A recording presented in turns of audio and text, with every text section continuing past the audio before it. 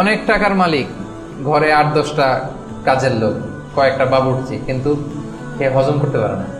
মূল ধনাঢ্যতা হচ্ছে অন্তরের ধনাঢ্যতা। আপনার অন্তর হ্যাপি তো সব হ্যাপি। আপনি না খেয়ে, সামান্য খেয়েও আপনি ছোট্ট ঘরের ভিতরে আপনি সুখ আর সুখ। এরকম ফ্যামিলি আছে না? অনেক সম্পদশালী, অনেক টাকার মালিক, অনেক নেম ফেম, কিন্তু ফ্যামিলিতে সুখ নেই। আমরা আমাদের সুখকর মুহূর্তগুলো শেয়ার দিই। আমাদের যে খুব গ্ল্যামারাস যে ইভেন্টসগুলো আছে, সুন্দর সুন্দর ইভেন্টস বাদ দেন, লেটস সে ছবি। আমি একটা ছবি আপলোড দিব কোনো এক কারণে, আমরা কি করি?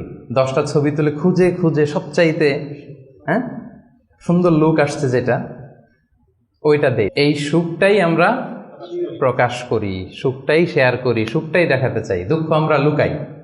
এবং আমি আজকে সার্চ করে অবাক হলাম, বিশ্ব সুখ দিবস নাকি একটা আছে। আপনারাও একটু গুগল করে দেখেন। এটা হচ্ছে প্রতি বছর মার্চের 20 তারিখে the international day of happiness, বিশ্ব সুখ দিবস। দেখেন, তার মানে এটা যে আমরা চাই, এটা যে লাগবে, এটা ইন্টারন্যাশনালি কোন জায়গায় চলে গেছে দেখেন। সবাই এটা, আমরা সুখের কাঙ্গাল, আমরা সুখের ভিখারি, আমরা সবাই সুখ চাই, সুখী হতে চাই আমরা সবাই। আর একটা মৌলিক কথা আলোচনা শুরুতে খেয়াল রাখলে সামনের পয়েন্টসগুলো আমার বোঝাতে সুবিধা হবে। সেটা হচ্ছে এই পৃথিবীর সুখটা হচ্ছে টেম্পোরারি। এটা কি একমত সবাই? এই the happiness in this life is temporary, এটা টেম্পোরারি, এটা স্থায়ী না।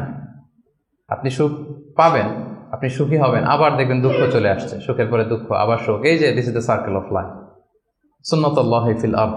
পৃথিবীতে এটাই আল্লাহর সুন্নাত, সুখের পরে দুঃখ আসে, দুঃখের পরে আবার সুখ আসে। এটা পার্মানেন্ট না। পার্মানেন্ট সুখ হচ্ছে আখিরাতে।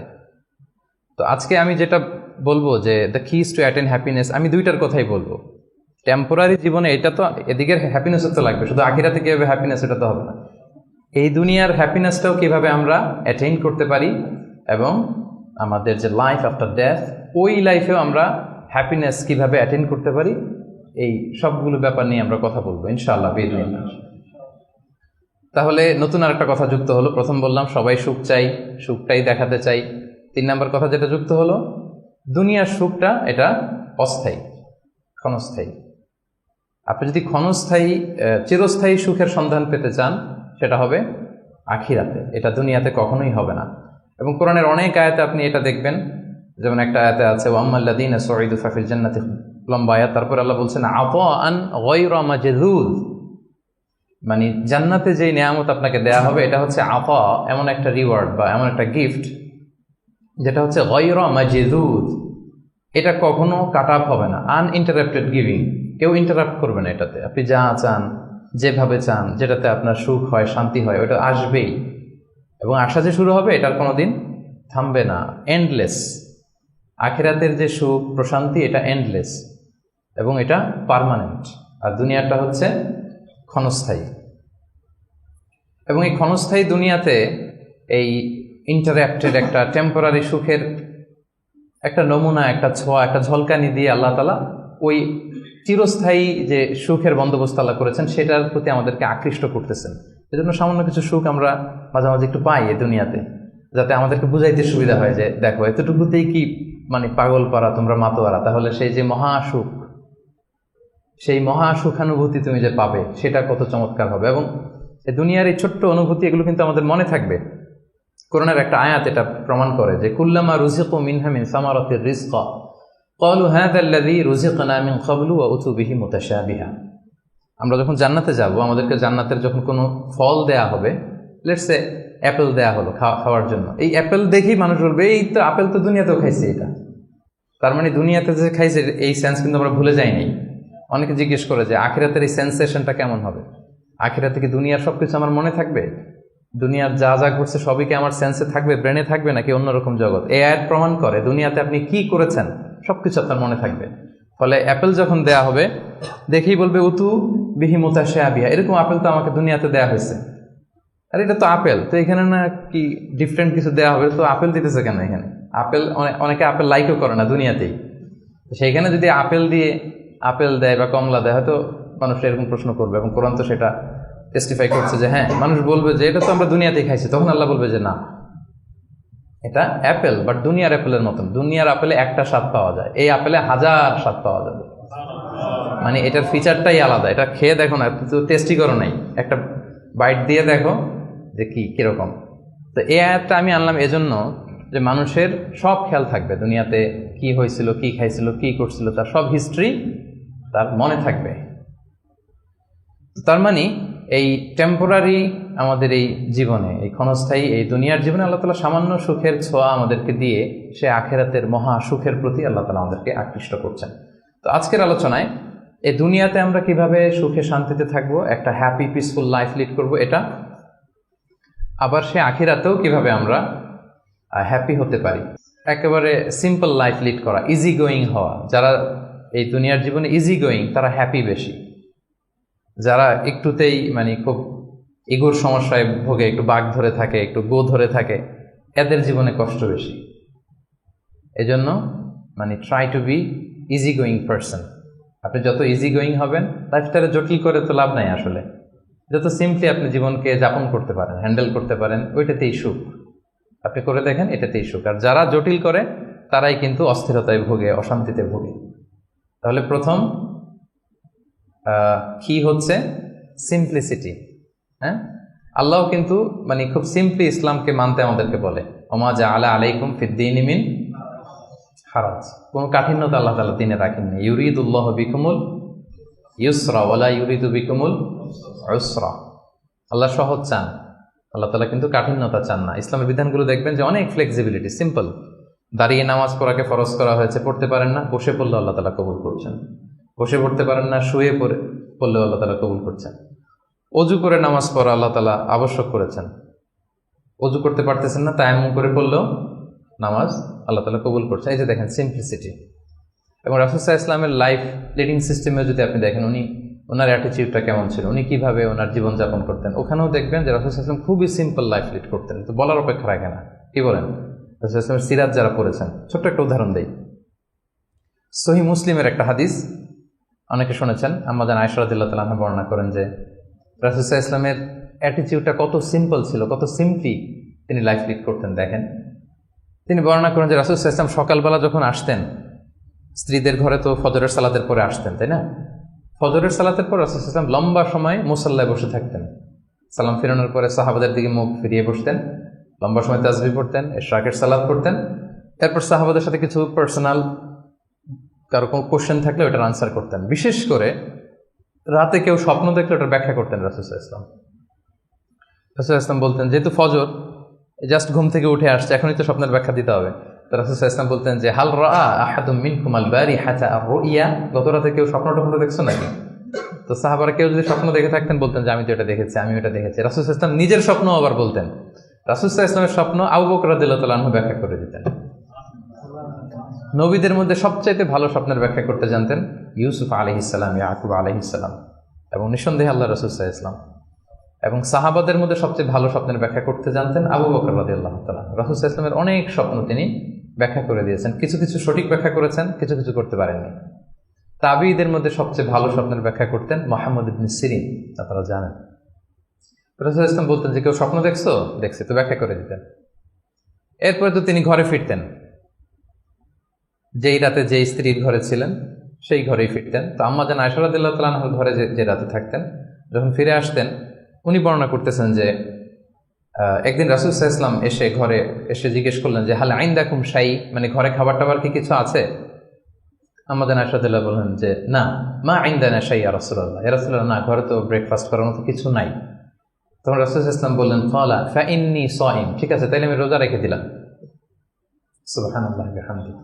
এটা সিম্পলিসিটির একটা উদাহরণ। দেখেন, ঘরে খাবার আছে আয়েশা, না খাবার নাই, তখন খাবারের বন্দোবস্ত করাতে তো খারাপ কিছু না, করা যায়। বা বলতে পারতেন যে ফাতেমার ঘরে দেখো না কিছু আছে কিনা, বা পাশে সাউদার ঘরে কিছু পাওয়া যায় কিনা, বা আমি একটু আনসারিদের বাসায় যেয়ে দেখি কিছু একটা ম্যানেজ করা যায় কিনা। যদি এরকম করতেন, এটা খারাপ কিছু ছিল না, এটা হতেই পারে।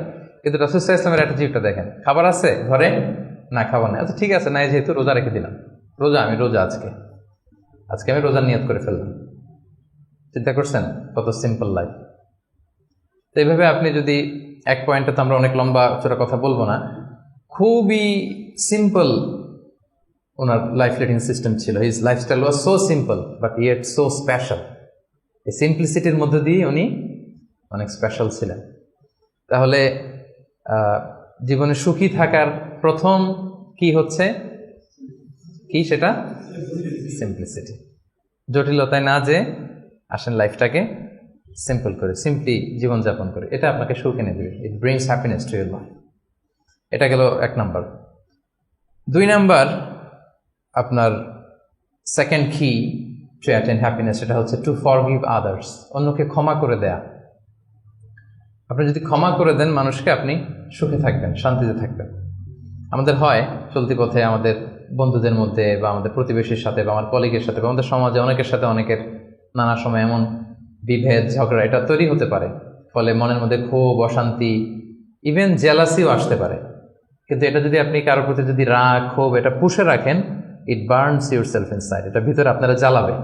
যারে হিংসা করতেছেন, যার ব্যাপারে ক্ষোভ রাখতেছেন, এর কোনো ক্ষতি হয় না। ক্ষতি হয় যে এই ক্ষোভটা লালন করে, এই রাগটা যে ঝেড়ে ফেলতে পারে না হৃদয় থেকে, যে মন থেকে মানুষকে ক্ষমা করতে পারে না, সে কষ্ট পায়, অশান্তি নেমে আসে, দুঃখ নেমে আসে। আর যে সিম্পলি ক্ষমা করে দেয় সবাইকে, সে মানে সুখী একটা জীবনযাপন করতে পারে। এবং এটা জরিপেও, গবেষণাতেও দেখা গিয়েছে যে যে অন্যকে সহজে ক্ষমা করে দেয় সে হ্যাপি লাইফ লিড করে। তাহলে 2 নাম্বার কি? ফরগিভনেস, ক্ষমা করে দেয়া। এটা আমরা রাসূল সাল্লাল্লাহু আলাইহি ওয়াসাল্লামের জীবনীতে যদি দেখি, রাসূল সাল্লাল্লাহু আলাইহি ওয়াসাল্লাম কি পরিমাণে যে ক্ষমা করেছেন, তো আপনারা নিজেরাও জানেন যে কত ঘটনা। ওনার পুরো জীবনীটাই তো ক্ষমা, সবসময় ক্ষমা করে দিতেন, মনে দুঃখ পুষে রাখতেন না কখনো। এবং সাহাবাদেরকে বলতেন তোমরা ক্ষমা করে দাও। এক সাহাবী এসে বললেন, ইয়া রাসূলুল্লাহ, আমার তো অনেক কৃতদাস, ওরা শুধু কাজে ভুল করে, ওদেরও কি একটু পানিশমেন্ট দেওয়া উচিত না? রাসূল সাল্লাল্লাহু আলাইহি ওয়াসাল্লাম বলতেন না। তো কি করব? ক্ষমা করে দাও। কয়বার করবো? বলে প্রতিদিন কমপক্ষে 70 বার। যতবার তুমি আল্লাহর কাছে ক্ষমা চাইবে ততবার ক্ষমা করবে। যতবার আল্লাহর কাছে ক্ষমা পেতে চাও ততবার ক্ষমা করবে। ফিলোসফিটা বুঝতে পারছেন? আমরা আল্লাহর কাছে ক্ষমা চাই, কিন্তু আমরা একে অপরের ক্ষমা করতে পারি না। আল্লাহ তাআলা বলেন যে তুমি ক্ষমা করো, আমি তোমারে ক্ষমা করে দেব। তুমি ক্ষমা করো তোমার ভাইদের, আমি তোমার ক্ষমার ব্যবস্থা করতেছি। তো এই জন্য আমরা যেন ক্ষমা করি। রাসূল সাল্লাল্লাহু আলাইহি ওয়াসাল্লাম সবসময় ক্ষমা করে দিতেন, কারোর ব্যাপারে মনে ক্ষোভ, রাগ এগুলো কখনোই রাখতেন না। একটা ছোট্ট মজার ঘটনা বলি। আনাস রাদিয়াল্লাহু তাআলা আনহু বর্ণনা করেন যে রাসূল সাল্লাল্লাহু আলাইহি ওয়াসাল্লামের পাশ দিয়ে একবার আমি হাঁটতেছিলাম, ও আলাইহি বুরদুন নাজরানি, নাজরান এলাকা থেকে আনা একটা চাদর রাসূল সাল্লাল্লাহু আলাইহি ওয়াসাল্লামের গায়ে ছিল। রাসূল সাল্লাল্লাহু আলাইহি ওয়াসাল্লাম চাদর পরতেন। গলিদুল হাশিয়া, যে চাদরের মানে এই যে চাদরের পাশে ডিজাইন করা থাকে না নাকি, এই তো এটার কি বলে বাংলায়, ভালো বাংলায়? নকশা তো ডিজাইনটারে বলে, কিন্তু চাদরের কর্নার পাশটারে কি বলে? পায়ের পার এটা বলে বাংলায়, না শুদ্ধটা কি আমি জানি না। তো এই যে চাদরের পারে বা পাইরে গলিদুল হাসি, এটা খসখসে ডিজাইন ছিল। রাসূল ইসলাম গায়ে চাদর মুড়িয়ে আছেন।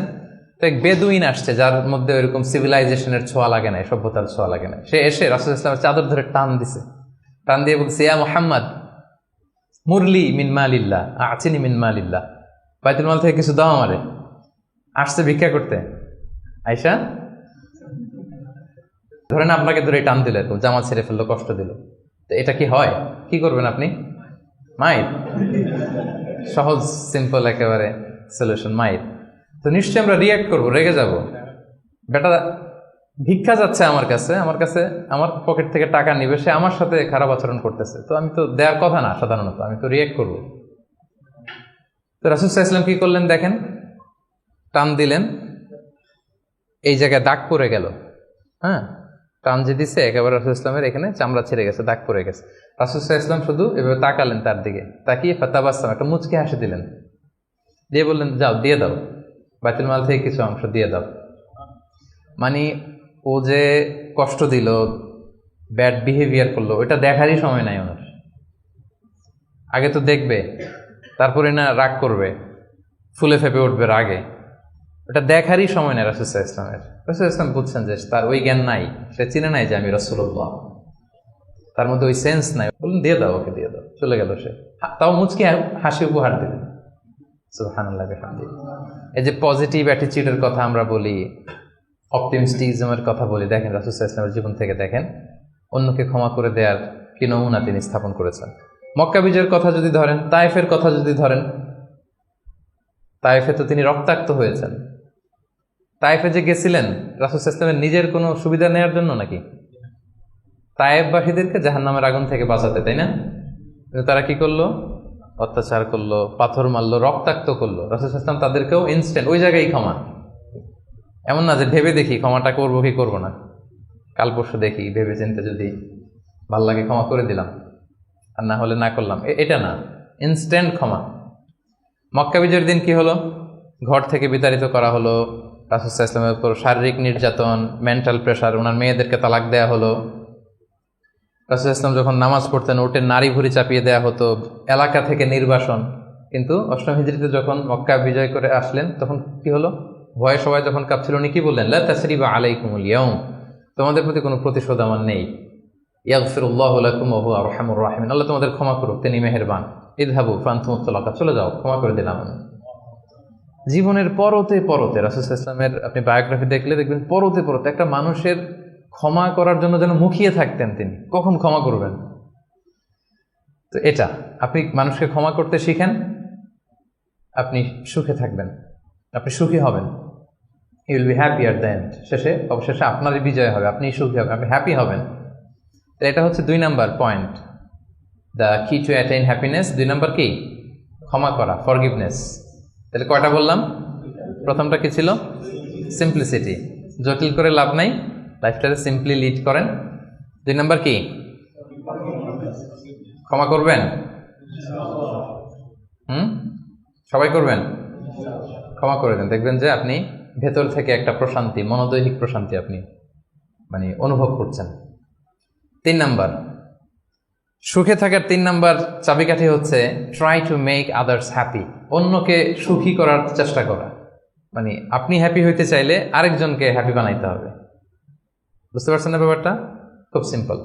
আপনি যদি অন্য মানুষ কিভাবে সুখী হতে পারে, তারা কিভাবে ভালোভাবে থাকতে পারে, এটা নিয়ে টেনশন করেন, আপনার হ্যাপিনেস নিয়ে এটার দায়িত্ব নিবে কে? কিছু কাউকে দান করেন, চ্যারিটি করেন, ডোনেশন করেন।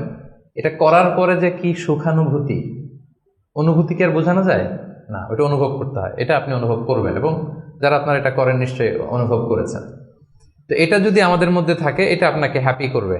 চিন্তা করেন ইসলামের বিধানগুলো, ইসলামের বাতলে দেওয়া যে জীবন দর্শন কত সুন্দর, মানে পুরো সমাজের সবাই যেন আমরা হ্যাপি থাকতে পারি, এরকম একটা সিস্টেম, তাই না? অন্যরা হ্যাপি আমি করতে যাচ্ছি, আমি হ্যাপি হয়ে যাচ্ছি। এবং সহিহ মুসলিমের একটা হাদিস এখানে আমি উল্লেখ করতে চাই, লম্বা হাদিস, শেষের অংশটা টেক্সটটা হচ্ছে এরকম যে আল্লাহু ফি আউনিল আবিদি মা দামাল মা কানাল আবদু ফি আউনি আখি। রাসূল সাল্লাল্লাহু আলাইহি ওয়াসাল্লাম বলেন, আল্লাহ তাআলা ততক্ষণ পর্যন্ত বান্দার সাহায্যে থাকে যতক্ষণ পর্যন্ত বান্দা তার ভাইয়ের সাহায্যে থাকে। কথাটা বুঝতে পারছেন? আই রিপিট, আল্লাহ তাআলা ততক্ষণ পর্যন্ত কোনো বান্দার সাহায্যে থাকে যতক্ষণ পর্যন্ত এই বান্দা তার ভাইয়ের সাহায্যে থাকে। তা আপনি আল্লাহর সাহায্য পাইতে হলে এটার কন্ডিশন কি বলেন তো দেখি? আপনার ভাইকে হেল্প করা, তাকে হেল্প করেন, তার একটু উপকার করেন, আল্লাহ তাআলার পক্ষ থেকে নুসরাত, সাহায্য এটা নেমে আসবে। সুবহানাল্লাহ। তার মানে অন্যের প্রতি ভালো যেটা করেন, এই ভালোটা আপনার দিকে ফিরে আসে। অন্যের প্রতি শুভকামনা, এটা রিটার্ন হয়ে আপনার দিকেই ফিরে আসবে। So try to make others happy, অন্যকে সুখী করার চেষ্টা করা, এটা আপনাকে সুখী করবে।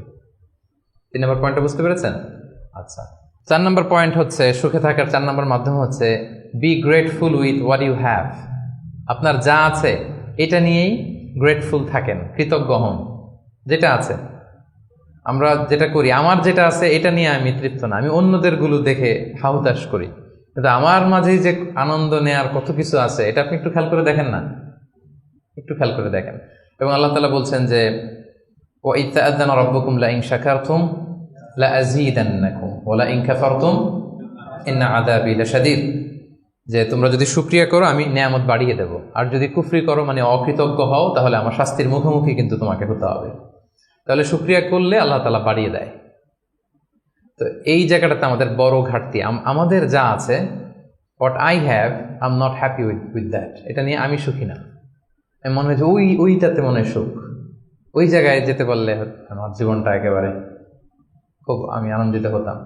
তারপর আপনি যেই স্থানটাতে যেতে চান, ওই স্থানটাতে যে আছে তার সাথে কথা বলেন যে ভাই আপনি হ্যাপি তো? বলে না আমিও তো হ্যাপি না। ওই যে আমি তো খুঁজতেছি ওইটা, আমি যদি একটু ওই পর্যন্ত যেতে পারতাম তাইলে একেবারে মহা সুখ পাইতাম। আসলে সুখটা হচ্ছে আপেক্ষিক। আপনার যেটা আছে আপনি এটা নিয়ে যদি ভাবেন, দেখবেন যে শুকরিয়া করে শেষ করতে পারবেন। আপনি দেখেন যে আপনার আমাদের মধ্যে কত কমপ্লেইন, হ্যাঁ, কত অভিযোগ, আমার এটা নাই, আমার সেটা নাই, আমার ভালো ক্যারিয়ার নাই, আমার জব নাই, আমার সুন্দরী বউ নাই, আমার ফ্যামিলির এই সমস্যা, আমার ওই সব, মানে আমার জীবনে কিছুই পাই নাই আমি। মানুষের মধ্যে যোগ বিয়োগ দিয়ে এরকম এটা থাকে। কিন্তু দেখেন, আপনার চেয়ে খারাপ অবস্থানে যে আছে, আপনি একটু দেখেন কি অবস্থা। আল্লাহু আকবার। আপনি যদি ক্যান্সারে আক্রান্ত কোনো পেশেন্টের সাথে যে একটু দেখা করেন, তখন বুঝবেন আপনার কি আছে। 2-3 বার কেমোথেরাপি দেওয়া হয়েছে, চুলগুলো দাড়িগুলো পরে একটা ফ্যাকাশে চেহারা হয়ে গেছে। ওরে যদি যে জিজ্ঞেস করেন, ভাই তুমি কি চাও, বলবে আমি শুধু বাঁচতে চাই। কি চাই? আপনি কি চান? ক্যারিয়ার চান, টাকা চান, ফলোয়ার চান, দাপট চান, আপনার অনেক কিছু লাগবে। আমি এটা চাই, ওইটা চাই, ওইটা চাই। ও শুধু একটা জিনিস চায়। কি চায় সেটা? যদি কোনোভাবে সে বাঁচতে পারে, মানে ডক্টর এসে যদি বলে যে না, আপনি তো রিকভারি করে ফেলছেন, সে যে কি মহা খুশি, মানে অশ্রু সিক্ত সেজদা দিয়ে সে জানামাজ ভিজায় ফেলবে। হায় রে তার কান্না, হায় রে তার শুকরিয়া। কি জন্য শুকরিয়াটা করতেছে? বেঁচে আছে। আপনি বেঁচে আছেন না?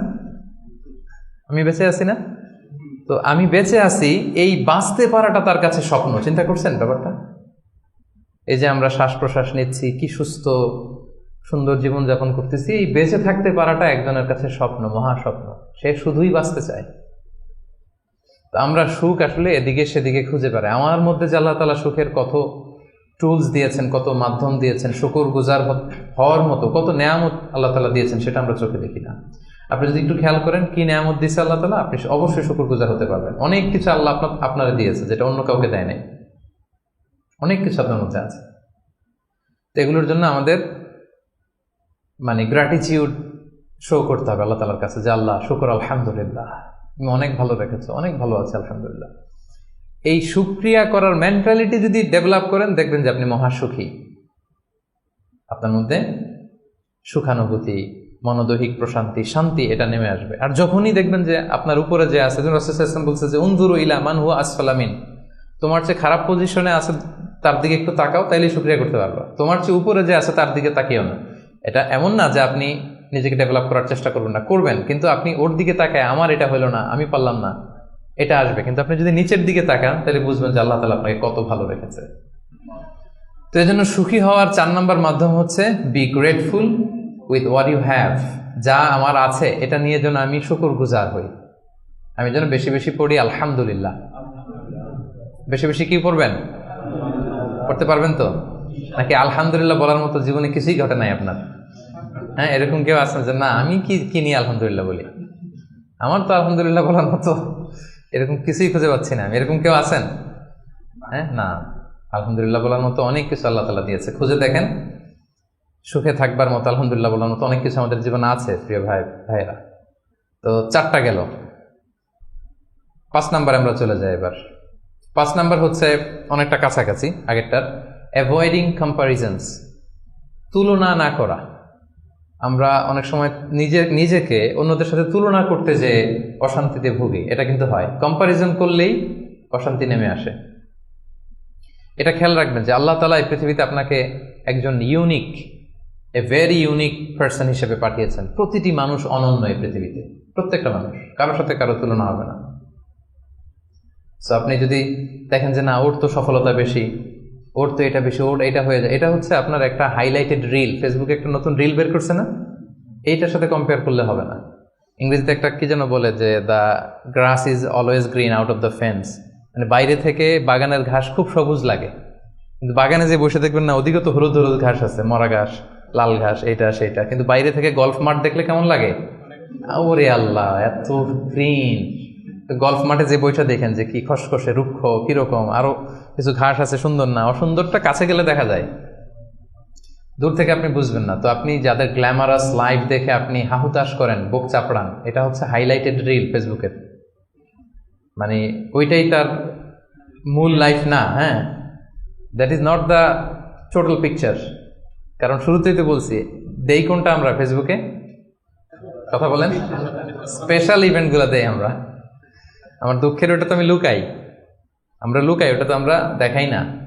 সো অন্যের হাইলাইটেড রিল দেখে যেন হাহুতাশ না করেন। আপনি একজন অনন্য মানুষ, আল্লাহ তাআলা আপনার মধ্যেও এমন কিছু ক্যাপাসিটি, ক্যাপাবিলিটি দিয়েছে, এটা দিয়ে আপনি বিশ্ব জয় করতে পারেন। পারেন আপনি। সো আপনি অন্যের সাথে কম্পেয়ার করবেন না, আপনি নিজেকে ডেভেলপ করবেন, মানে compete with your self instead of others. অন্যের সাথে কম্পিট না করে নিজেকে try to B the best version of your self in every single day. প্রতিদিন আপনি ট্রাই করে নিজেকে আপনার মানে শ্রেষ্ঠ ভার্সনে পরিণত করেন, নিজের সাথে নিজে কম্পিট করেন। কিন্তু তুলনা করতে গেলে অশান্তিতে ভুগবেন যে ওর তো এত টাকা স্যালারি, ওর তো এত এত অ্যাচিভমেন্ট, আমার তো নাই, ওর এটা আমার নাই। এভাবে কম্পেয়ার করতে গেলে আপনি দুঃখী হবেন, অস্থিরতায় ভুগবেন। এজন্য এই কম্পেয়ারটা করা যাবে না। এবং রাসূল সাল্লাল্লাহু আলাইহি ওয়াসাল্লামকে আল্লাহ তাআলা দেখেন কি চমৎকার করে কোরআনের নির্দেশ দিয়েছেন সূরা তাহার ভেতরে, ওয়ালা তামুদ্দান্না আইনাইকা ইলা মা মাত্তা'না বিহি আজওয়াজাম মিনহুম যাহরাতাল হায়াতিদ দুনিয়া লিনাফতিনাহুম বিহি। মানে নবী হে, কাফিরদের এক দলকে আমি দুনিয়াতে দাপট দিয়েছি, ক্ষমতা দিয়েছি, ধন সম্পদ ঐশ্বর্য দিয়েছি, ওইদিকে যেন আপনার চোখ না যায়। আল্লাহ তাআলা কাকে বলতেছেন? রাসূলুল্লাহ সাল্লাল্লাহু আলাইহি ওয়াসাল্লামকে বলতেছেন যে কাফেরদের মধ্যে থেকে একদলকে আমি অনেক ধন সম্পদ দাপট অনেক কিছু দিয়েছি, আপনি ওইটা দেখে মন খারাপ করেন না, মানে কম্পেয়ার করতে যায় না, আমার এটা নাই, আপনারা যে আমি কত কিছু দিছি, আপনাকে তো নেয়ামত দিয়ে আমি ধন্য করে ফেলেছি। তো রাসূল সাল্লাল্লাহু আলাইহি ওয়াসাল্লামকে আল্লাহ তাআলা এই নির্দেশনা দিয়েছেন। আরেকটা আয়াত শোনাই, সূরাতুল গাফিরে বলছেন, সূরাতুল মুমিন যেটা, ফালা ইয়াগরুরকা তাকাল্লুবুহুম ফিল বিলাদ। নবী হে, কাফিররা এই দুনিয়াতে বড় বড় সফর করে, বিশাল ক্যারাভান নিয়ে যায়, অনেক লাভ করে নিয়ে আসে, এটা সেটা, তাদের জীবনের এই চাকচিক্য দেখে এটা দেখে এটা যেন আপনাকে ধোকায় না ফেলে দেয়। আপনি এটার সাথে নিজেকে কম্পেয়ার করবেন না, আপনি নিজের সেলফ ডেভেলপমেন্টের চেষ্টা করবেন, আপনার রোলটা আপনি প্লে করবেন, প্রপার সময়ে প্রপার রেসপন্সটা আপনি করবেন, কিন্তু আপনার সাথে আপনি আরেকজনকে কম্পেয়ার করবেন। এই কম্পেয়ার করার কারণে আমাদের সমাজে, আমাদের জীবনে অনেক অশান্তি তৈরি হয়। এই কম্পারিজনটাতে কিন্তু ক্ষতি। এই পয়েন্টটা বুঝতে পারছেন? কম্পারিজন করবেন না, কারণ প্রত্যেকে আমরা অনন্য একজন মানুষ। অ্যাভয়েডিং কম্পারিজনস, আপনি যখনই এই তুলনা বাদ দিবেন দেখবেন যে আপনি হ্যাপি। তুলনা করলেই, কারণ নিচের দিকে তো আর তুলনা করবেন না, করবেন কোথায়? এইটা নাই, ওইটা নাই, আমার এটা হইল না, আমার সাথে কেন হয়, আমার কেন এত দুঃখ। এই কম্পারিজন যখন করবেন অস্থিরতা আসবে। এই পয়েন্টটা ক্লিয়ার? আচ্ছা, মাশাআল্লাহ, 5টা চলে গেল। 6 নাম্বার, এটা খুব ইন্টারেস্টিং। 6 নাম্বার পয়েন্ট যেটা আমি লিখেছি সেটা হচ্ছে পিস অফ মাইন্ড। এই যে শুরুতে কে যেন সংজ্ঞায় বললো যে মনের সুখ, তো এই যে মনের সুখটাই আসল সুখ, আমরা যে বাংলায় বলি, এই পয়েন্টটা হচ্ছে এটাই, মনের সুখই আসল সুখ। আপনার মন, আপনার হৃদয়টা, আপনার হার্ট, আপনার সোল, এইটা মানে পিস অফ মাইন্ড আছে কিনা এইটা আপনি খেয়াল করবেন। বাহ্যিক অনেক জিনিস আপনার মানে চোখ ধাঁধানো মনে হতে পারে, ওইটা কিন্তু আসলে সুখ না। সুখ আসলে কোথায়? হৃদয়ের সুখটা, মনের সুখটাই আসল সুখ। আপনি দেখবেন যে অনেক অনেক সম্পদশালী, অনেক টাকার মালিক, অনেক নেম ফেম, কিন্তু ফ্যামিলিতে সুখ নেই, ঘরের ভেতরে তার অশান্তি, এরকম আছে না অনেক? আসলে কি সে সুখী? টাকা পয়সার তো শেষ নাই, মিলিয়নিয়ার, বিলিয়নিয়ার, মাল্টি বিলিয়নিয়ার, বিশাল বিজনেস ম্যাগনেট, কিন্তু ঘরে স্ত্রীর সাথে ভালো সম্পর্ক নাই, ছেলে মেয়ে কথা শোনে নাই, তো অহরহ এখনকার সময়। আসলে কি সে হ্যাপি? কি বলেন? চিত্তে শান্তি নাই, মনে সুখ নাই। মনের সুখ আসল সুখ। অনেক টাকার মালিক, ঘরে 8-10টা কাজের লোক, কয়েকটা বাবুর্চি, কিন্তু খেয়ে হজম করতে পারে না। আছে এরকম প্রবলেম অনেকের? বলেন তো, যার ডাইজেস্টের সমস্যা, ডাইজেস্ট হয় না, তার কত কষ্ট। আমাদের কখনো যখন এরকম হয় যে ডাইজেস্ট হচ্ছে না, একটু কে বলে ফুড পয়জনিং বা বদ হজম, এরকম কিছু হলে কি অশান্তি লাগে। আর সারা জীবনটাই এটা, তার জীবনটা কেমন যাচ্ছে বলেন? আপনার যে মনে শান্তি আছে, এই যে 2 টাকা দিয়ে নাসি আয়াম খেয়ে ফেলতে পারতেছেন, যেখানে মনে চাই বসে ফেলতে পারতেছেন, শুইতে পারতেছেন, থাকতে পারতেছেন, কত সিম্পল লাইফ, কত সুখ। এরপরেও আমরা যদি সুখ খুঁজে না পাই, আপনি একটু ওদের দিকে তাকান, কিছুই হজম হয় না। তাদের কি অবস্থা? ঘরে শান্তি নাই, ফ্যামিলিতে শান্তি নাই। তো এই জন্য সম্মানিত ভাইয়েরা, পিস অফ মাইন্ড, এটা হচ্ছে the true happiness, the real happiness. আপনার মনটা যদি প্রশান্ত থাকে, আপনি যদি মনোদৈহিক প্রশান্তির মধ্যে থাকেন, you are the happiest person in the world. আপনি সুখী, মহাসুখী, আপনি মহাসুখী। ইউআই থেকে বের হলে বুঝবেন দুনিয়াটা কেমন।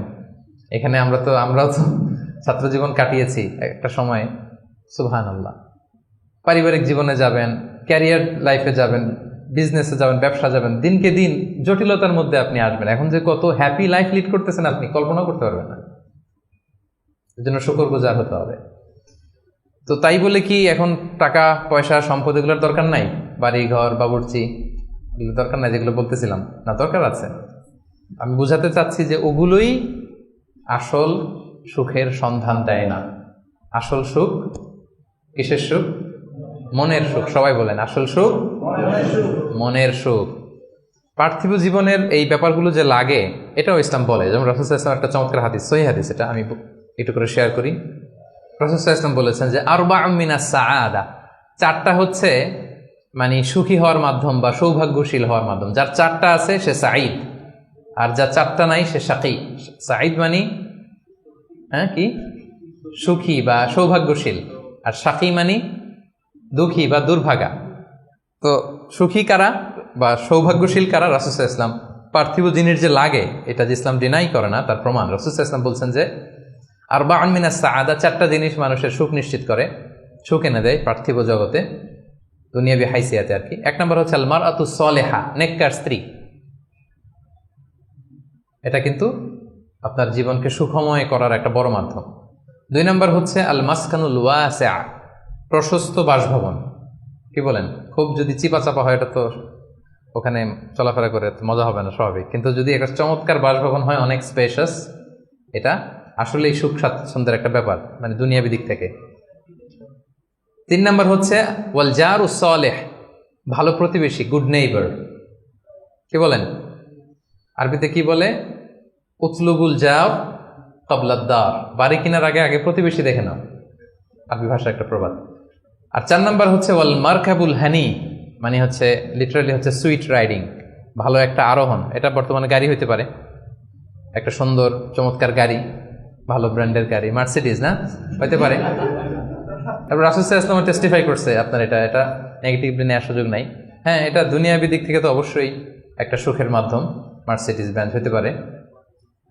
অথবা রাসূল সাল্লাল্লাহু আলাইহি ওয়াসাল্লামের সময় ছিল যে কোনো আরোহণ, ভালো ঘোড়া, তেজস্বী ঘোড়া, উট, হ্যাঁ এগুলো। তাহলে এই চারটা হচ্ছে আরবাউম মিনাস সাআদা, এই চারটা জিনিস পার্থিব জগতের সুখ এনে দেয়, মানুষকে সৌভাগ্যশীল বানায়। তার মানে ইসলাম এটা নিষেধ করে নাই। কিন্তু দ্য পয়েন্ট ইজ হেয়ার, রাসূল সাল্লাল্লাহু আলাইহি ওয়াসাল্লামের জীবনে কয়টা ছিল বলেন? এই চারটার মধ্যে থেকে রাসূল সাল্লাল্লাহু আলাইহি ওয়াসাল্লামের জীবনে আসলে কয়টা ছিল? শুধু এক নম্বরটাই ছিল। যদি আপনি মানে একেবারে সঠিকভাবে চিন্তা করে দেখেন, এই চারটা জিনিস থাকলে যে জীবনটা খুব স্মুথ হয়, রাসূল সাল্লাল্লাহু আলাইহি ওয়াসাল্লাম বলছেন কথা ঠিক, কিন্তু উনার কয়টা ছিল? একটাই ভালো মতো ছিল, সেটা কি? নেককার স্ত্রী, আল মারআতুস সালেহা, এটা ছিল। দুই নম্বরে আসেন আল মাসকানুল ওয়াসি, তো মোটেও ছিল না। রাসূল সাল্লাল্লাহু আলাইহি ওয়াসাল্লামের ঘরের সাইজ জানেন তো না? এখন মক্কা মদিনায় গেলে বিভিন্ন মাআরেদ হয়, ওখানে দেখা যায় যে কত মিটার বাই কত মিটার, খুবই ছোট একটা রুম। আম্মা জান আয়েশা রাদিয়াল্লাহু তাআলা আনহার ঘরের সাইজটাই যদি বলি, খুবই ছোট। এই অল্প কিছু জিনিস রাখতে পারে, একটা জাজিম রাখতে পারে, কয়েকটা জিনিস ঝুলায় রাখতে পারে, আর দুইজন থাকতে পারে কোন রকম। এটা ছিল ওনার বাসভবন। এটা কি আল মাসকানুল ওয়াসি হইছে? পান নাই উনি এটা। এরপর একটা আসেন ওয়াল জারুস সালেহ, ভালো প্রতিবেশী পাইছেন, কাছাকাছি ধরলে পাইছেন, পাশে ফাতেমার ঘর, দিকে স্ত্রীদের ঘর। কিন্তু আপনি যদি বিগার সেন্সে চিন্তা করেন, কারা থাকতো আশেপাশে? এদিকে তো না, আবুল আহাব তো মক্কার কথা, লেটসে মদিনার কথাই যদি আমরা বলি, আপনার কারা থাকতো? মুনাফিকদের একটা দল তো থাকতোই, আর তিন দিকে জিউস, ইহুদিরা, বনু কাইনুকা, বনু নাদির, বনু কুরাইযা। এরা কি করছে রাসূল সাল্লাল্লাহু আলাইহি ওয়াসাল্লামের সাথে? মানে ট্রেচারির যত ধরন হইতে পারে, বিট্রে করার যত ওয়ে হতে পারে, সবগুলো করেছে। একটা রাত শান্তিতে ঘুমাইতে পারে না এদের কারণে। এটা কবে পর্যন্ত? পঞ্চম হিজরির আগ পর্যন্ত ঘুমাতে পারে নাই। বনু এই কুরাইজাকে যখন করলেন, এক্সাইল করলেন, তারপর থেকে অনেকটা এই জিউসদের ঝামেলা থেকে উনি মুক্ত হয়েছেন। তাহলে চিন্তা করেন, এটাও ছিল না। এরপর চার নম্বরে যদি আসেন আল মারকাবাল হানি, ভালো যানবাহন বা ঘোড়া, এগুলো ছিল অ্যাভারেজ ধরতে পারেন, যেগুলো ছিল কসওয়া, আদবা, যা ছিল এগুলো অ্যাভারেজ টাইপের। তার মানে রাসূল সাল্লাল্লাহু আলাইহি ওয়াসাল্লামের কিন্তু এগুলো ছিল না। এটা প্রমাণ করে যে এগুলো হইলে জীবন স্মুথ হয়, সুন্দর হয়, বাট এগুলোই সুখ শান্তি দেওয়ার আসল টুলস না।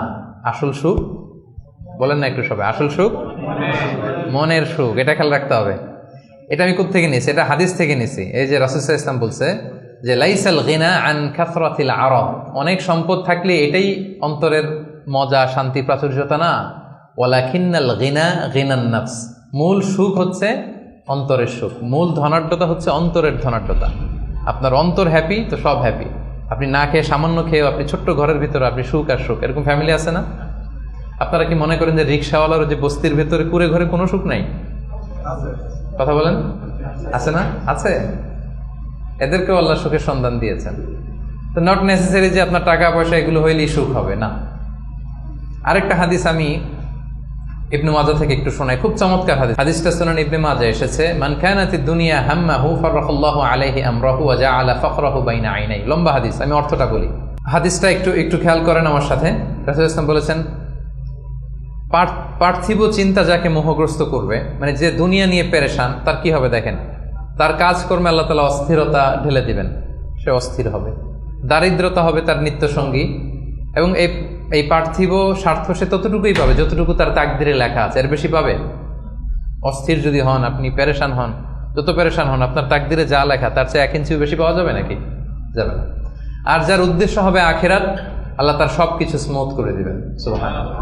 তার অন্তরকে আল্লাহ তাআলা ঐশ্বর্যমণ্ডিত করে দিবেন। এই যেটা বলতেছিলাম যে ফাইনাল গিনা গিনান নাফস, অন্তরের সুখ, হৃদয়ের সুখী আসল সুখ, অন্তরের সুখী আসল সুখ। এবং দুনিয়া স্বয়ং তার সামনে এসে হাজির হবে। যার চিন্তা হচ্ছে আখিরাত নিয়ে, দুনিয়া আপনাতে এসে ধরা দিবে। তো এই জন্য হৃদয়ের সুখটা, এটা যে আসল সুখ, এটা যেন আমরা ফিল করি, এটা এনশিওর করার ট্রাই করতে হবে। আপনি এইটা না করে অন্যদিকে যদি বেশি ছুটেন, আপনার অস্থিরতা কমবে না, এটা আপনাকে দুঃখী বানাবে, অসুখী বানাবে, অস্থির বানাবে, আপনার সুখ কেড়ে নেবে জীবন থেকে। তাহলে এই যে হৃদয়ের সুখ আসল সুখ, হ্যাঁ, piece of mind is the real happiness. 6 নম্বরটা বুঝতে পারছেন প্রিয় ভাইরা? বুঝতে পারছেন সবাই? আচ্ছা, এবার চলে যায় 7 নম্বরে। 7 নম্বর পয়েন্ট হচ্ছে এক্সপেক্ট লেস। এক্সপেকটেশন যেন লেস থাকে, তাইলে হ্যাপি হবেন। অনেক এক্সপেকটেশন পান নাই কিছু, এই তো দুঃখ শুরু। স্বামী স্ত্রীর কাছে অনেক এক্সপেকটেশন, পায় না এখন কিছু, দুঃখ বাড়তেছে। স্ত্রী স্বামীর কাছ থেকে অনেক এক্সপেকটেশন, যখন হয় না ফুলফিল, কষ্ট পায়।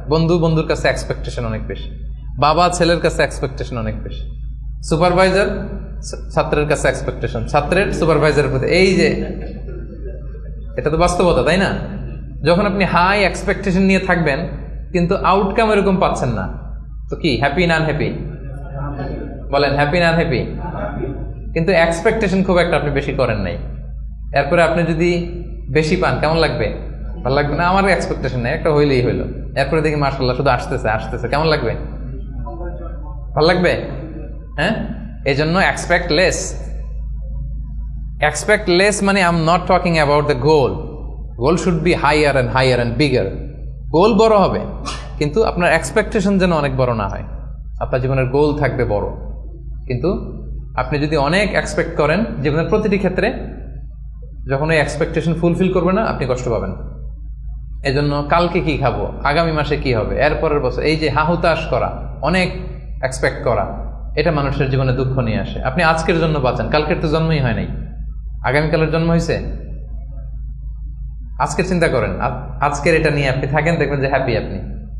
আর যখনই কালকে কি করব, আগামী মাসে কি হবে, 23 সালে তো নাকি মন্দা, টাকার দাম কমতেছে, বিশ্ববাজারের কি অবস্থা, এই গোটা দুনিয়ার সব টেনশন যখন আপনি আপনার দায়িত্বে নেবেন, এই দুঃখ আপনার দুঃখ কেউ থামাতে পারবে না। দেখেন এখানে ইসলামী দৃষ্টিভঙ্গিটা কি দেখেন একটু। আল্লাহ রাসূল ইসলাম চমৎকার একটা কথা বলেছেন, সহিহ বুখারীর বর্ণনা। রাসূল ইসলাম বলেছেন, দুনিয়ার চলতি পথে আমাদের চলাফেরাটা বা লাইফস্টাইলটা যদি এমন হয়, দেখবেন যে ইউ উইল বি হ্যাপি। রাসূলুল্লাহ সাল্লাল্লাহু আলাইহি ওয়াসাল্লাম বলেছেন, কুন ফিদ দুনিয়া কাআন্নাকা গরীব আও আবিরু সাবিল। এই দুনিয়াতে তুমি এমন ভাবে চলো যে তুমি গরীব। গরীবের ভালো বাংলা কি? মানে এই জায়গার লোক না, আর কি, এটা চেনা আরেক জায়গার, স্ট্রেঞ্জার ইংরেজিতে, মানে as if you are a stranger here. হ্যাঁ, মুসাফির হতে পারে। ওই যে আবিরু সাবিল বলছে, ওইখানে আসলে মুসাফিরটা চলে আসার জন্য আমি ডিফারেন্সিয়েট করতেছি যে গরীব একটা আর আবিরু সাবিল আর একটা। এরকম স্ট্রেঞ্জারের মতো অথবা ট্রাভেলারের মতো লাইফ লিড করো। দেখেন হাদিসটা খেয়াল করে শুনতে হবে, তাহলে বুঝতে পারবেন অন্তর্নিহিত যে উদ্দেশ্যটা।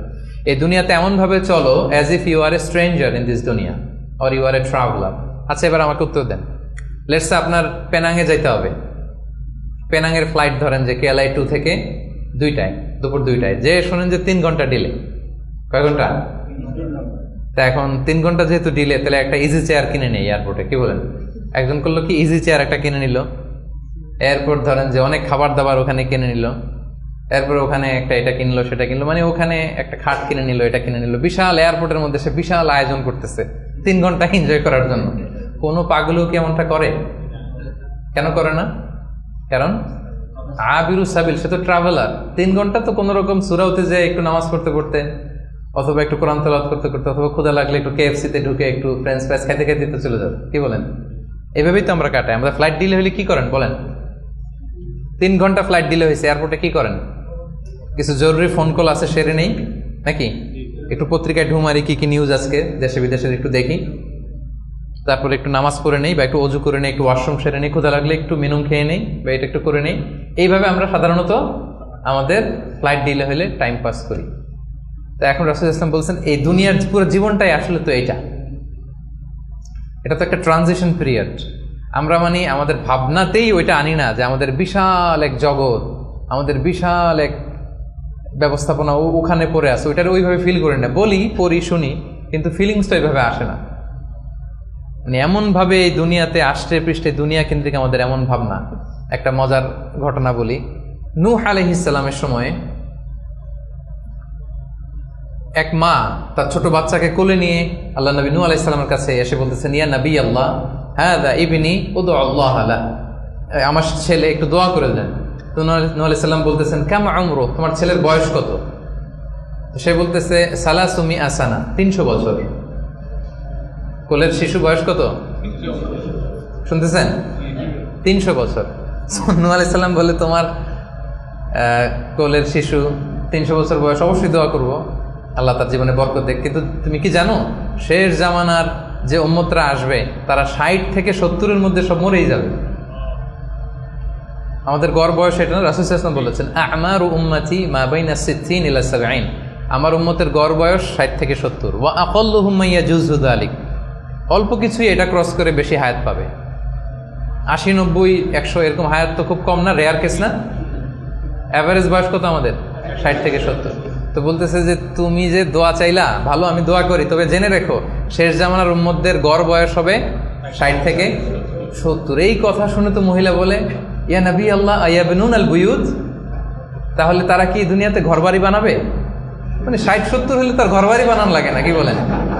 60-70 এটা তো এমনি সেমনি গাছের নিচে একটু খেয়ে দেয়, সাঁতার কেটে ঘুরে ফিরে, তো এ তো এমনি চলে যাবে। তা এখন এই মহিলারা যদি বুর্জ আল খলিফা দেখানো যাইতো, আর এখানে এই যে সাতু মালয়েশিয়া টাওয়ার, সিগনেচার টাওয়ার আর মার্দেকাস টাওয়ার যদি দেখানো যেত, তাহলে বুঝতো যে কি বিল্ডিং আমরা বানাই দিছি। তো রাসূলুল্লাহ সাল্লাল্লাহু আলাইহি ওয়াসাল্লাম কি বলেছেন দেখেন, কুন ফি দুনিয়া কান্নাকা গরীব আও আবিরু সাবিল, এই দুনিয়াতে এমন ভাবে থাকো যেন তুমি স্ট্রেঞ্জার, তুমি ট্রাভেলার।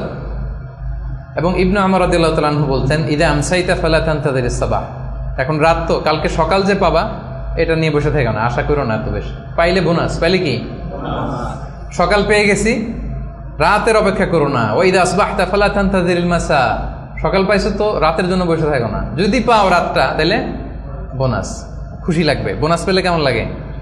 আর যদি আপনি এক্সপেকটেশন নিয়ে রাখেন যে আমি তো 1000 বছর বাঁচবো, এখন দেখেন যে সন্ধ্যাবেলা আজরাইল চলে আসছে, তখন সব একেবারে ভেস্তে যাবে। এজন্য এক্সপেক্ট লেস, তাহলে সুখে থাকবেন। কিন্তু বনি আদমের দেখেন, আরেকটা হাদিস না বললেই না, রাসূল সাল্লাল্লাহু আলাইহি ওয়াসাল্লাম বলছেন যে আমাদের প্রত্যাশার ইয়েটা কত বেশি। সহিহ বুখারীর হাদিস, যে লাউ আন্না লিবনি আদম ওয়াদিয়ান মিন যাহাব আহাব্বা ইয়াকুনা লাহু ওয়াদিয়ান ওয়া লা ইয়ামলা আফাহু ইল্লা তুরাব, আমাদের প্রত্যেককে যদি একটা করে স্বর্ণের পাহাড় দিয়ে দেওয়া হয়, আমাদের যে চাই আরও লাগবে, টেন্ডেন্সিটা এমন। রাসূল সাল্লাল্লাহু আলাইহি ওয়াসাল্লাম উপমা দিয়ে বোঝাচ্ছেন, আমাদের প্রত্যেককে একটা করে যদি স্বর্ণের, যদিও বলা হচ্ছে ভ্যালি, উপত্যকা বোঝানোর জন্য বলছি, 2 পাহাড়ের মধ্যবর্তী জায়গাকে ভ্যালি বলে, লেটস সে ধরেন পাহাড়ের সমান, আমাদের প্রত্যেককে একটা করে পাহাড়ের সমান স্বর্ণের পাহাড় যদি আমাদেরকে দিয়ে দেওয়া হয়, আমাদের টেন্ডেন্সি হবে যে আরেকটা কিভাবে পাওয়া যায়। এটা হচ্ছে আমাদের টেন্ডেন্সি।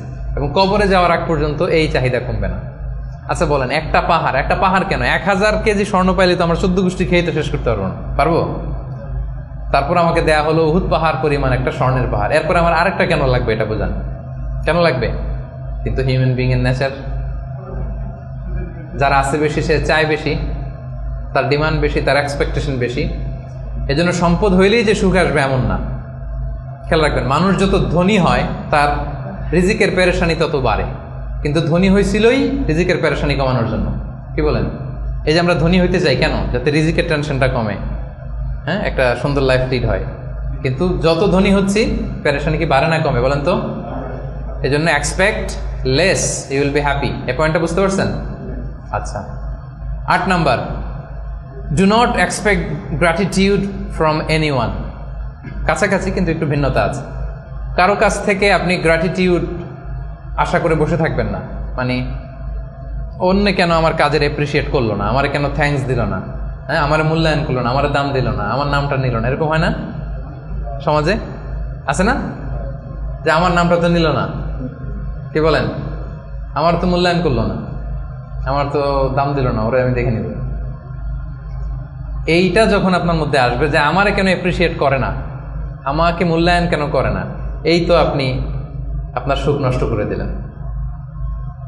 এই টেন্ডেন্সি থেকে বেরোতে হবে না। যেটাই করবো একজনের মানে খুশির জন্য, তিনি কে? আল্লাহ। আপনি আল্লাহ তাআলার খুশির জন্য সব করেন, আপনি হ্যাপি হবেন, আপনার কাজের অ্যাপ্রিসিয়েশনও পাবেন, আপনার নামও মানুষ নিবে, সবই হবে। কিন্তু করবেন কার খুশির জন্য? কিন্তু এক্সপেকটেশন যদি থাকে যে আমাকে কেন থ্যাঙ্কস দিল না, আমার গ্র্যাটিটিউড কেন দিল না, এই তো আপনার মধ্যে অশান্তি চলে। আপনি ভালো কাজ করেন, ভালো কাজ করলে এটা অ্যাপ্রিসিয়েশন আসবে। বাগানে ফুল ফুটলে ওটা সুঘ্রাণ ছড়াবে, আকাশে চাঁদ উঠলে ওটা দেখবে, ওটা লুকায় থাকে নাকি? ওটা আসবেই। এজন্য বিশ্বাসীদের টেন্ডেন্সি হবে কিরকম? সূরাতুল ইনসান আল্লাহ তাআলা বলছেন আবরারের বৈশিষ্ট্য কি, বলতে বলতে শেষে আল্লাহ বলছেন ইন্নামা নুতঈমুকুম লিওয়াজহিল্লাহ লা নুরিদু মিনকুম জাযাআও ওয়ালা শুকুরা, যে আমরা তোমাদেরকে এই যে আপ্যায়ন করাচ্ছি, খাওয়াচ্ছি, এটা আল্লাহর সন্তুষ্টির জন্য, লিওয়াজহিল্লাহ। তোমাদের কাছে কোনো জাযাকাল্লাহু খায়র বলবা এটাও লাগবে না, শুকরিয়া বলবা এটাও চাই না, জাযা শুকুর কিছুই চাই না, সব করি কার জন্যে? আপনি এটা করে দেখেন, do everything for the sake of Allah, you will be happy. কিছু পাইলে তো পাইলেন, কিন্তু ও কেন গণলো না, ও দাম দিল না, ও নাম নিল না, মূল্যায়ন করলো না আমাকে, এইটা থেকে বেরো আসতে হবে। এইটা যতদিন আপনি লালন করবেন আপনি আনহ্যাপি হবেন। বুঝতে পেরেছেন? 8টা গেল, আর কয়টা আছে? 9 নম্বর হচ্ছে বি হোপফুল, বি অপটিমিস্টিক।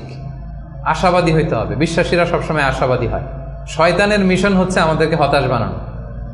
শয়তানের মিশন কি? এখন তো এটা অনেক সমস্যা, হতাশ ছেলেপেলেরা কি করবে না করবে, আমাদের কাছে এই প্রশ্নগুলোই বেশি আসে, হতাশা নিয়েই আসে। ক্ষোভ, বাবা মায়ের প্রতি ক্ষোভ, স্ত্রীর প্রতি ক্ষোভ, বন্ধুর সাথে ক্ষোভ, সবার সাথে সবার এই যে ক্ষোভ, এগুলো থেকে হতাশার জন্ম দেয়। ছেলেপেলেরা সুইসাইডও করে ফেলে। মানে সুইসাইডের টেন্ডেন্সি আগে তো এত ছিল না, এখন মানুষ এটা নিয়ে ভাবে যে কি সুইসাইড করে ফেলবো নাকি, প্রত্যেকের এরকম একটা ভাবনা, যার পিছনে না পারলে একটা রাস্তা তো আছে, সুইসাইড করে ফেলি। কি পরিমাণে হতাশ হলে জাতিগতভাবে মানুষ এতটা দৈন্যতার ভেতরে যায়। তো বিশ্বাসীরা কখনো হতাশ হয় না প্রিয় ভাইরা, হতাশ নিজেকে হতে দিবেনই না। চলে যান লাঙ্কাবি, ঘুরে আসেন,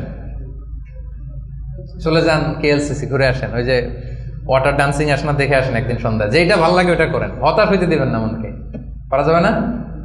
হতাশ হলেই বিপদ, হতাশা থেকেই সবকিছুর সব ঝামেলার জন্ম। এবং শয়তানের বড় মিশন হচ্ছে বিশ্বাসীদেরকে হতাশ বানানো, আর এই কোরআনের মিশন হচ্ছে আমাদেরকে আশাবাদী বানানো। এটা আশা জাগা নিয়ে একটা বই, আপনি পড়ে দেখেন, এই কোরআনের কথা শুনে দেখেন, শুধু আশা আর আশা, মানে হতাশ হইতেই দিবে না, শুধু মানে এনার্জি আপনার অপটিমিস্টিক বানাই ছাড়বে। আপনি কোরআনের কয়েকটা আয়াতকে আমি রেফার করি, লা তাহজান ইন্নাল্লাহা মা'ানা, লা তাহজান, never be sad, never be frustrated, Allah is with us, Allah আমাদের সাথে আছে। আবু বকর রাদিয়াল্লাহু তাআলা আনহু সেই গারে সাউরে তিনি ভয় পাচ্ছিলেন, উদ্বিগ্ন। রাসূলুল্লাহ সাল্লাল্লাহু আলাইহি ওয়াসাল্লাম বললেন, ভয় নাই, আমাদের সাথে কে আছে? আমরা গুহার ভিতরে 2 জন না, এখানে 3 জন, তুমি আমি 2 জন, আরেকজন কে? আল্লাহ। দেখছেন আমাদের পাওয়ারের জায়গাটা কোথায়? সবসময় এটা ফিল করবেন যে আল্লাহ আমার সাথে আছে, আল্লাহ আমার একা ছেড়ে দেয় নাই, উনি আমার বড় গার্ডিয়ান। এরপরে সূরা ইউসুফ আল্লাহ বলেছেন, লা তাইয়াসু মির রাহিল্লাহ, আল্লাহর রহমত থেকে নিরাশ হবে না।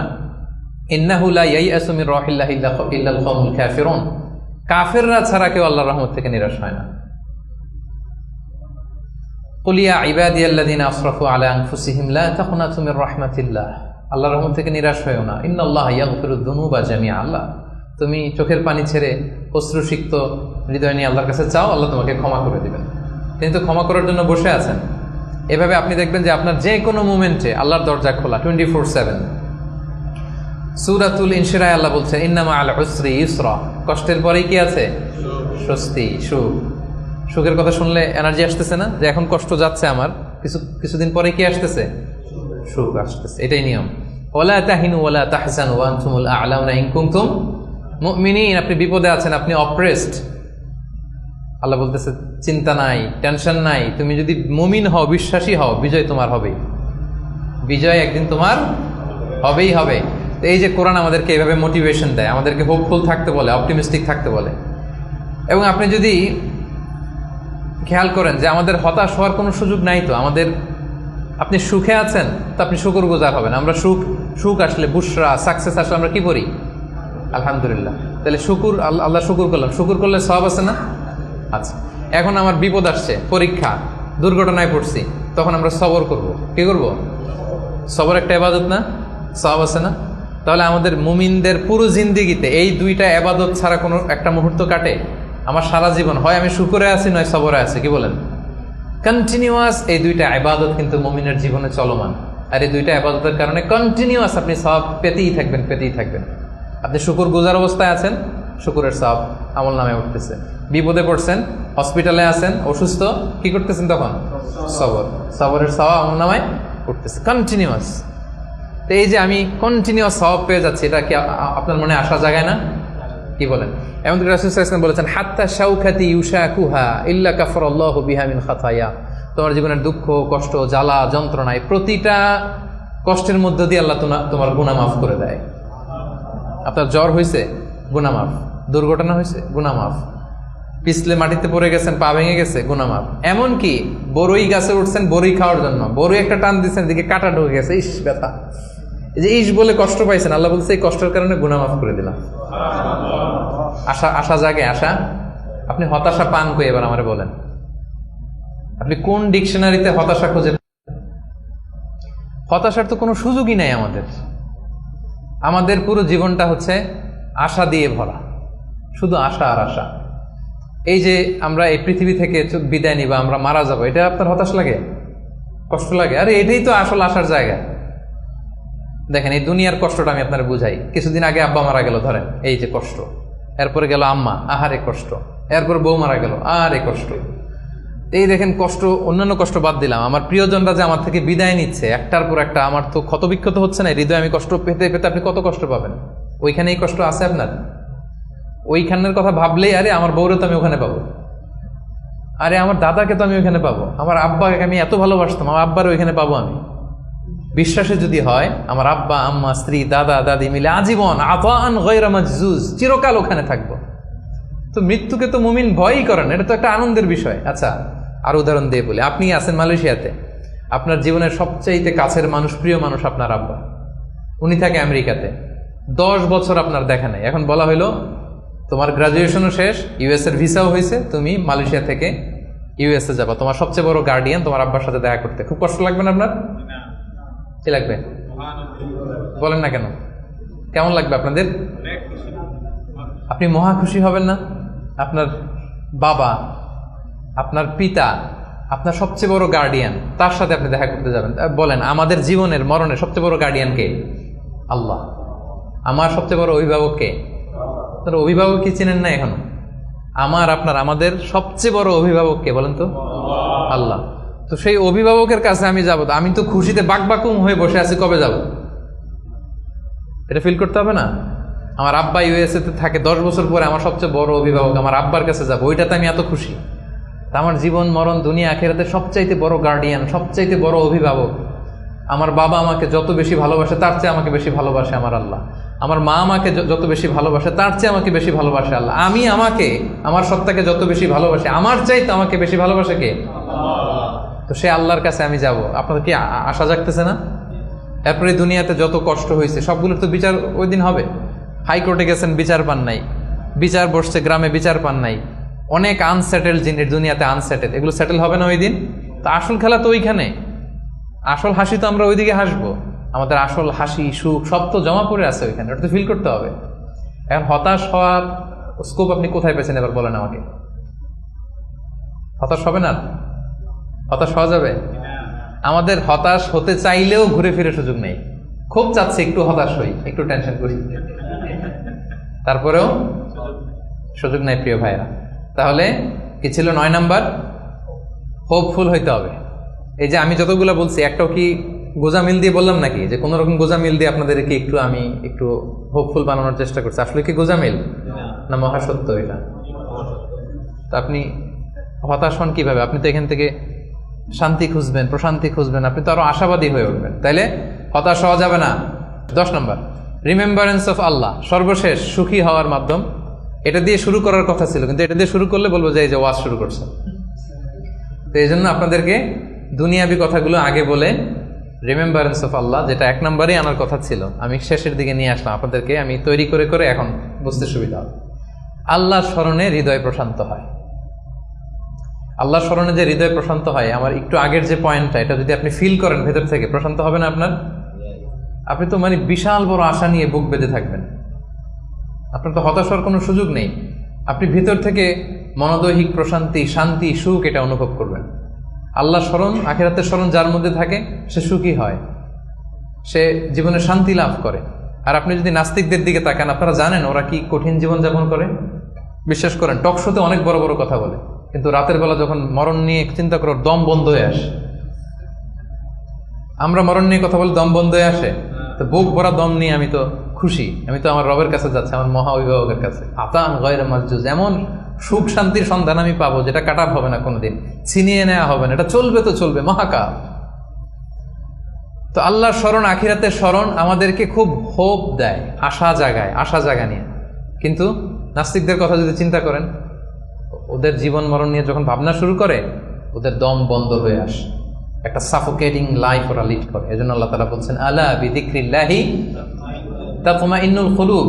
কেন আল্লাহর জিকিরে মানুষের অন্তর প্রশান্ত হয়? কেন? আমাদের হিউম্যান বিং এটা দুইটা জিনিসের সমন্বয়, আমাদের দেহ, বডি আর সোল। আমরা যখন ক্লান্ত হই, ঘুমালে সতেজ হই, ক্ষুধা লাগলে খেলে, ফুয়েল দিলে সতেজ হই। কিন্তু আমাদের রূহ, এটার খাবার কি? আমাদের যে আত্মা, এটা আখিরাতের স্মরণে, আল্লাহর স্মরণে এটা প্রাণবন্ত হয়, এটা সজীব হয়, এটা উজ্জীবিত হয়। এজন্য আল্লাহ তাআলার স্মরণে, আখিরাতের স্মরণে মানুষ উজ্জীবিত হয়, মানুষ প্রশান্ত হয়, সে হৃদয় থেকে একটা সুখানুভূতি সে ফিল করে, এটা রিয়েলাইজ করে। আর যারা এটা করে না, আল্লাহ কি বলছেন? ওয়ামান আ'রাদা আন যিকরি ফাইন্না লাহু মাঈশাতান দানকা, they will live a very suffocating life, very miserable life. আপনি যদি নাস্তিকদের দিকে তাকান, they are all the time long in dilemma, in confusion, they don't know how to go, how to proceed. মানে কি ভাববে, কোন দিকে যাবে, আসলে কি, যদি থাকে কিছু। এই যদি থাকের চিন্তায় ওরা একটা দম বন্ধ হওয়ার মতো যে পরিবেশ, পরিস্থিতি, এরকম একটা লাইফ তারা লিড করে। আর যারা বিশ্বাসী, আল্লাহ বিশ্বাসী, আখিরাতে বিশ্বাসী, তারা এই পৃথিবীর জীবনে তো সুখী হবেই, আখিরাতে তারা মহাশান্তির সন্ধান পাবে। এবং যে আয়াতটি দিয়ে শুরু করেছিলাম সেটা দিয়ে শেষ করে আল্লাহ তাআলা বলছেন, মান আমিলা সালিহাম মিন যাকারিন আও উনসা ওয়া হুয়া মুমিন ফালানুহইয়ান্নাহু হায়াতান তাইয়্যিবা ওয়া লানাজজিয়ান্নাহুম আজরাহুম বিআহসানি মা কানু ইয়ামালুন। সৎ কর্ম সম্পাদনকারী কোনো মুমিন ব্যক্তি, নারী হোক পুরুষ হোক, যে আমি 10টা যা বললাম, এটা সামহাও হয় ইমানের সাথে সম্পৃক্ত, নয় সৎকর্মের সাথে সম্পৃক্ত। এটা দুইটা যদি কেউ নিশ্চিত করে, আল্লাহ বলে ফালানুহইয়ান্নাহু হায়াতান তাইয়্যিবা, আমি গ্যারান্টি দিচ্ছি, আমি কমিটমেন্ট দিচ্ছি, আমার প্রোক্লেমেশন, আমার ডেক্লেয়ার, যে আমি তাদেরকে হায়াতে তাইয়্যিবা, আমরা বলি না আল্লাহ হায়াতে তাইয়্যিবা দান করুক আপনাকে, বলি না বাংলায়? হায়াতে তাইয়্যিবা মানে একটা পবিত্র জীবন, একটা সুখময় জীবন, একটা শান্তিময় জীবন আমি তাদেরকে দান করব। এজন্য আল্লাহ তাআলার স্মরণে মানুষের হৃদয় প্রশান্ত হয়। আল্লাহর স্মরণে, আখিরাতের স্মরণে যাদের হৃদয় প্রশান্ত হয়, এদের দুনিয়াতে যে কোনো কষ্ট নাই, সমস্যা নাই তা না, আছে, অভাব অনটন আছে, দুর্ঘটনা আছে, কিন্তু এগুলো তাদেরকে উদ্বিগ্ন হতে দেয় না। কথা বুঝতে পেরেছেন? বিশ্বাসী, সৎকর্ম পরায়ণশীল ব্যক্তিদের জীবনে কষ্ট আছে, দারিদ্রতা আছে, দুঃখ আছে, কিন্তু এটা তাদেরকে উদ্বিগ্ন বানায় না, এটা তাদেরকে অস্থির হতে দেয় না, অস্থির চিত্তের হয় না, তারা প্রশান্ত চিত্তের অধিকারী। আর আমরা শুরুতেই বলেছি যে অন্তরের সুখী বড় সুখ বা আসল সুখ। তো হৃদয়ের সুখটা তারা সবসময় অনুভব করে। আলা বিযিকরিল্লাহি তাতমাইন্নুল কুলুব, জেনে রাখো, সাবধান, আল্লাহ তাআলার স্মরণেই হৃদয় প্রশান্ত হয়। তো আমরা যেন আল্লাহ তাআলার স্মরণের মধ্য দিয়ে, আখিরাতের স্মরণের মধ্য দিয়ে পৃথিবীতে সুখী হতে পারি, প্রশান্ত চিত্তের অধিকারী হতে পারি। আল্লাহ তাআলা আমাদের সবাইকে কথাগুলো বোঝার, আমল করার তৌফিক দান করুন। আমি কি একটু করে 30 সেকেন্ডে একটু পয়েন্টগুলো আবার বলবো? কি কি বলেছিলাম? 1 নম্বর কি ছিল? সুখী সমৃদ্ধ জীবনের জন্য সিম্পলিসিটি, সিম্পল লাইফ লিড করা, ইজি গোয়িং হওয়া। 2 নম্বর ক্ষমা করে দেয়া। ক্ষমা করে দিবেন? এখান থেকে দেয়া যাবে ক্ষমা করে? ভুলে যান সব দুঃখ, কষ্ট, ক্ষোভ, জ্বালা, ভুলে ক্ষমা করে দেন, দেখবেন যে একটা সুখ পাবেন। মাফ করে দেন না, একটু ক্ষমা করে দিয়ে দেখেন, আপনি সুখী হবেন। 3 নম্বরে try to make others happy, অন্যকে সুখী করার চেষ্টা করা, রাইট। 4 নম্বরে be grateful with what you have, যেটা আছে এটা নিয়ে আমি শুকরগুজার যেন হয়, এটা আমাকে সুখী বানাবে। 5 নাম্বার অ্যাভয়েডিং কম্পারিজন, তুলনা কমানো। ও এত ড্যাশিং লাইফ, ওর এত গ্ল্যামারাস লাইফ, ওর এত, এগুলো বাদ দিয়ে আমার যেটা আছে সেটা নিয়ে যেন আমি আরো নিজেকে সমৃদ্ধ করতে পারি, এটা আপনাকে সুখী বানাবে। 6 নম্বরে কি ছিল? Piece of mind. এটাই হচ্ছে কিন্তু, এটা হচ্ছে আজকে বলা যায় টেক অ্যাওয়ে মেসেজ। আজকের আলোচনার টেক অ্যাওয়ে মেসেজ কি? Piece of mind is the real happiness. মনের সুখী আসল সুখ। বলেন, মনের সুখী আসল সুখ। সো আপনার এই মনে সুখ পাচ্ছেন কিনা, এই সুখকে আপনি কখনো নষ্ট করবেন না, এটাই আসল সুখ। আচ্ছা, 7 নম্বরে কি ছিল? এক্সপেকটেশন লেস, মানে এক্সপেক্ট লেস, অল্প প্রত্যাশা করা। বেশি প্রত্যাশা করলে না মিললে কষ্ট, আর অল্প প্রত্যাশা করছি পাইছি অনেক, তাহলে হ্যাপি। আচ্ছা, 8 নম্বরে do not expect gratitude from anyone. অন্যের থেকে গ্র্যাটিটিউড, শুকর, থ্যাংক ইউ, অ্যাপ্রিসিয়েশন, এগুলোর জন্য বসে না থাকা। আচ্ছা, 9 নম্বরে কি ছিল? বি হোপফুল, বি অপটিমিস্টিক, আশাবাদী হওয়া, নিরাশ হওয়া যাবে না। আর নিরাশ হওয়ার কোনো সুযোগই তো আজকে আমরা পেলাম না, অনেক ট্রাই করে, কি বলেন?